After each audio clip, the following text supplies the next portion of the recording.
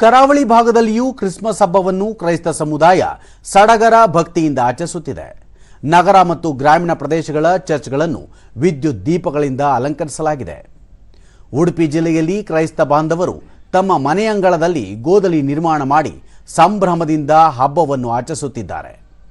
ಯೇಸು ಕ್ರಿಸ್ತರ ಜನನ ಸಂದೇಶ ಸಾರುವ ಪರ್ವತ ತಪ್ಪಲಿನ ಕೆಳಗಿನ ಕೊಟ್ಟಿಗೆಯನ್ನು ರಚಿಸಿ ಅಲ್ಲಿ ಬಾಸ ಯೇಸು ಮೂರ್ತಿಯನ್ನು ಇಟ್ಟು ತಂದೆ ಜೋಸೆಫ್ ಹಾಗೂ ತಾಯಿ ಮರಿಯಮ್ಮನವರನ್ನು ಇರಿಸುತ್ತಾರೆ. ಇದು ಸಾಮಾನ್ಯವಾಗಿ ಕರಾವಳಿಯ ಕ್ರೈಸ್ತರ ಮನೆಯಲ್ಲಿ ಕಂಡುಬರುವ ದೃಶ್ಯವಾಗಿದೆ. ಯೇಸುವಿನ ಜನನದ ದೃಶ್ಯಗಳನ್ನು ಪ್ರತಿಬಿಂಬಿಸುವ ಈ ಗೋದಲಿಗಳು ಕರಾವಳಿಯ ಎಲ್ಲ ಕ್ರೈಸ್ತರ ಮನೆಗಳಲ್ಲಿ ಕಾಣಬಹುದಾಗಿದೆ.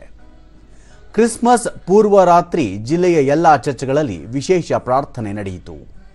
ಉಡುಪಿ, ಬ್ರಹ್ಮಾವರ, ಕುಂದಾಪುರ, ಬೈಂದೂರು ಸೇರಿದಂತೆ ವಿವಿಧ ಭಾಗಗಳ ಚರ್ಚ್ಗಳಲ್ಲಿ ಭಕ್ತರು ಹೆಚ್ಚಿನ ಸಂಖ್ಯೆಯಲ್ಲಿ ಭಾಗವಹಿಸಿ ಪ್ರಾರ್ಥನೆ ಸಲ್ಲಿಸಿದರು.